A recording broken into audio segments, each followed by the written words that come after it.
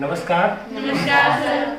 आज की क्लास में हम बात करेंगे कि पल्लवन क्या है, पल्लवन करते समय किन किन बातों का ध्यान रखना चाहिए और फिर जानेंगे कि पल्लवन का उद्देश्य क्या है। तो हम बहुत प्यार से, स्नेह से समझने की कोशिश करेंगे कि पल्लवन दरअसल है क्या।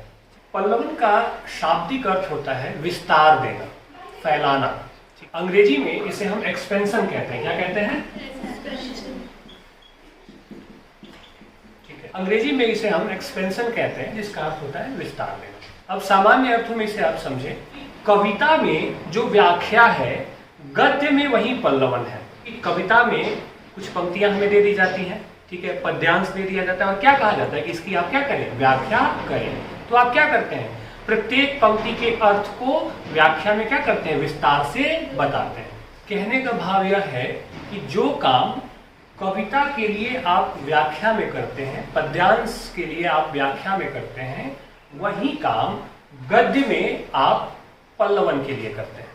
ठीक है, तो पल्लवन का संबंध गद्य से है और व्याख्या का संबंध किससे है, कविता से है। ठीक है, ठीक इसे ऐसे समझें कि कोई सूक्ति, कोई वाक्य, कोई मुहावरा, कोई लोकोक्ति, कोई उद्धरण इत्यादि दिया गया हो और आप उदाहरण सहित, दृष्टांत सहित उस क्या करें, उस सूक्ति को, उस उद्धरण को या उस गद्यांश की जब आप व्याख्या कर देते हैं या उसको आप विस्तार दे देते हैं, इस तरह से विस्तार देते हैं कि वह आसानी से सबके समझ में क्या हो, आ सके।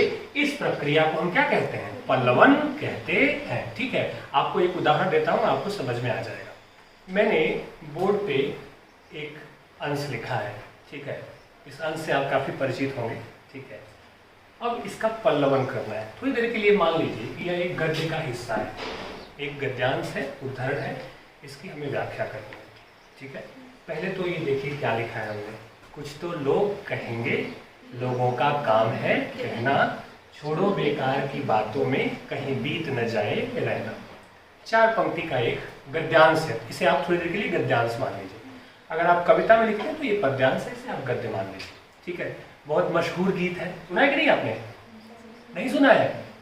ये गीत है, कुछ तो लोग कहेंगे, लोगों का काम है कहना, छोड़ो बेकार की बातों में कहीं बीत न जाए रहना, कुछ तो लोग कहेंगे, लोगों का काम है कहना। अब इसका पल्लवन करें आप। ठीक है, 4 पंक्ति है, इसका पल्लवन क्या होगा? तो पल्लवन होगा, कुछ तो लोग कहेंगे। लोग कुछ न कुछ कहते ही रहते हैं। आप अच्छा करें तो भी कुछ कहेंगे, आप बुरा करें तो निश्चित रूप से कहेंगे ही कहेंगे। लोगों का काम है कहना। इस संसार में ज्यादातर लोग जो हैं वह दूसरों के बारे में बात करने में बहुत रुचि लेते हैं, वो कुछ न कुछ कहते रहते हैं।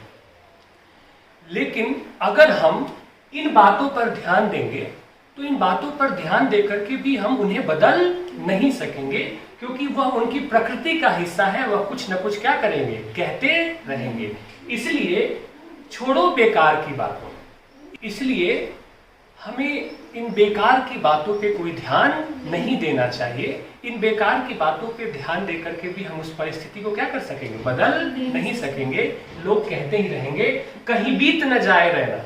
यह रहना जो है एक सांकेतिक अर्थ है, प्रतीकात्मक है कि उन बेकार की बातों पे ध्यान देते हुए कहीं हम अपनी जिंदगी के खूबसूरत पलों को क्या करें, गवा न दें। इसलिए लोगों का काम है कहते रहना, हमें उन्हें कहते रहने देना चाहिए, हमें उस पर ध्यान नहीं देना चाहिए। ये हो गया पल्लवन। हमने क्या किया, इस उद्धरण के मूल भाव को ग्रहण किया, ठीक है, और थोड़े विस्तार के साथ इसको विस्तृत कर दिया, इसका पल्लवन कर दिया, या यूं कहें इसकी व्याख्या कर दी। यह हो गया पल्लवन। पल्लवन में विस्तार किया जाता है और संक्षेपण में क्या किया जाता है, संक्षिप्त किया जाता है। संक्षेपण पल्लवन का विपरीत है। पल्लवन में हम विस्तार देते हैं और संक्षेपण में क्या करते हैं, संक्षिप्त करते हैं। संक्षेपण की क्लास अलग से होगी, उस पर मैं उसके जो भी टूल्स हैं, जो भी आयाम है, उस पर आपसे बातचीत करूंगा। तो अब आया समझ में?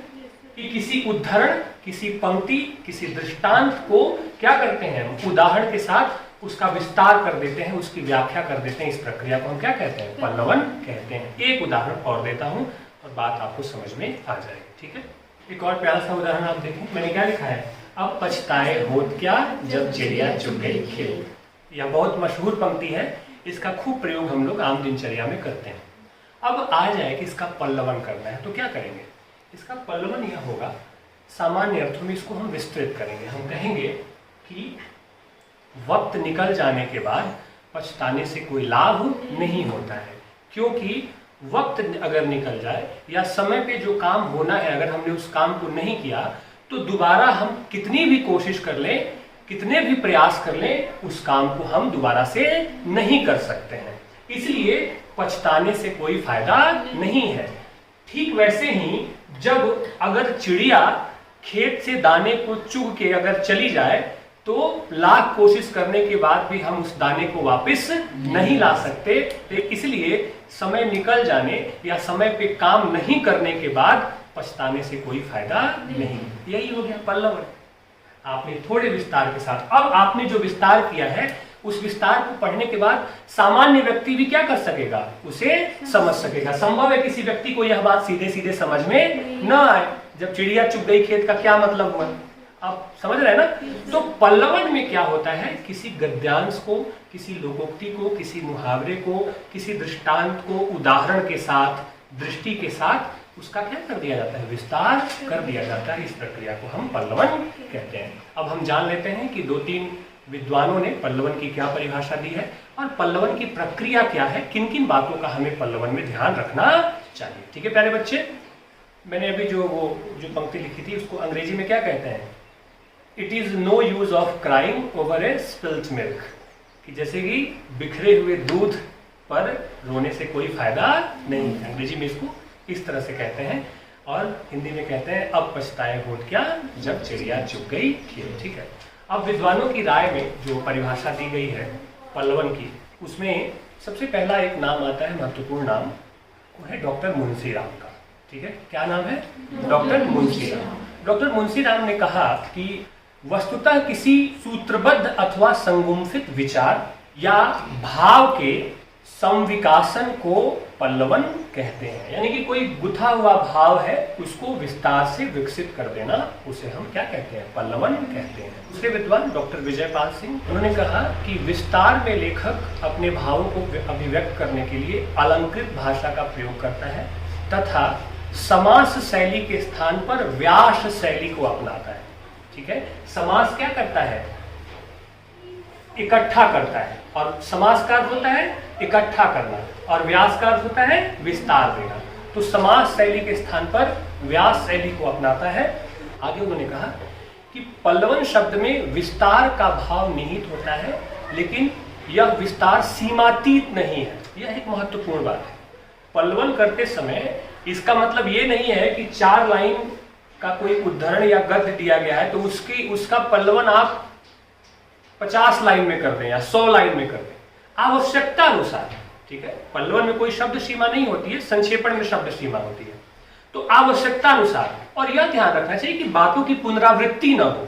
ठीक है ना, बार बार एक ही बात को आप पल्लवन में न जोड़े। तो उन्होंने कहा कि सीमातीत, यानी कि एक सीमा निश्चित रूप से निर्धारित होती है, जितनी आवश्यकता हो उतना ही पल्लवन करें या उतना ही विस्तार करें। आगे बात समझ में। ठीक, अब सवाल उठता है कि पल्लवन का उद्देश्य क्या है। महत्वपूर्ण विद्वान हुए बेकन। बेकन का कहना था पल्लवन किसी एक विचार को या एक सूक्ष्म अनुभूति को विस्तार देता है, और यही पल्लवन का उद्देश्य है। इसे ठीक ऐसे ही समझें कि कोई कहानी जो बनती है या कोई फिल्म जो बनती है तो पहले उसकी एक झलक आती है, कोई एक छोटा सा दृश्य, कोई एक छोटी सी घटना आती है दिमाग में, और तब उस पर क्या होती है, पूरी फिल्म बन जाती है। एक उदाहरण देता हूं आपको। आप याद करिए महर्षि वाल्मीकि को, उन्होंने रामायण की रचना कैसे की। क्रौंच और क्रौंची पक्षी आपस में प्रेमालाप कर रहे थे, एक दूसरे को आलिंगन कर रहे थे, प्रेम कर रहे थे। तब तक महर्षि वाल्मीकि ने क्या देखा कि एक शिकारी का तीर आता है और क्रौंच जो को लगता है और वह नीचे गिर जाता है, और वह नीचे गिर के तड़पने लगता है, मर जाता है।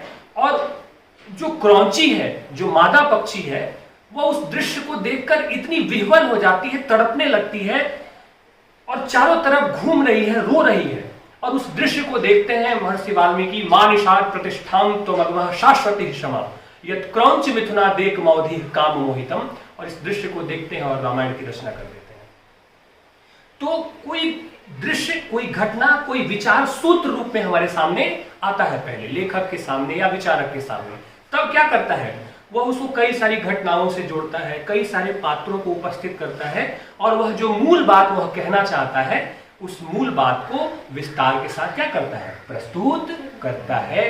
बेकन का मानना है कि पल्लवन किसी एक सूत्र, बीज अनुभव को, बीज दृष्टि को विस्तार देने का काम करता है। आगे बात समझ में? कोई छोटी सी बात, कोई छोटी सी घटना, कोई छोटा सा दृश्य देखा, कुछ मन में विचार आया, कोई अनुभूति उठी और उसे विस्तार दे दिया, पल्लवन हो गया। वह कोई रचना बन गई, वह कोई लेख बन गया, वह कोई कहानी बन गई, वह कोई कविता बन गई, वह कोई फिल्म बन गई।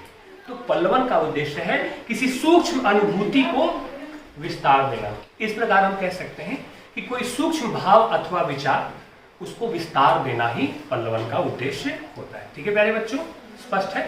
ठीक है। अब हम यह ध्यान देंगे कि पल्लवन करते हुए किन किन बातों का हमें ध्यान रखना चाहिए।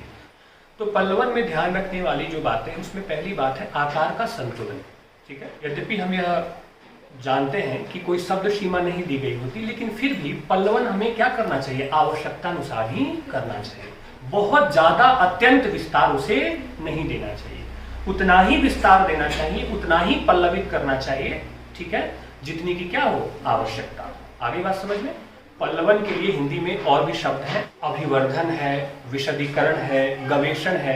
इन सभी शब्दों का अर्थ क्या होता है, विस्तार देना होता है, फैलाना ही होता है, वृद्धि करना ही होता है। लेकिन इसका मतलब यह नहीं कि इनकी कोई निश्चित सीमा ना हो। तो आकार के संतुलन का हमें क्या करना चाहिए, ध्यान रखना चाहिए, पहली बात। ठीक है। दूसरी बात है पल्लवन करते समय, वह है मूल भाव की रक्षा।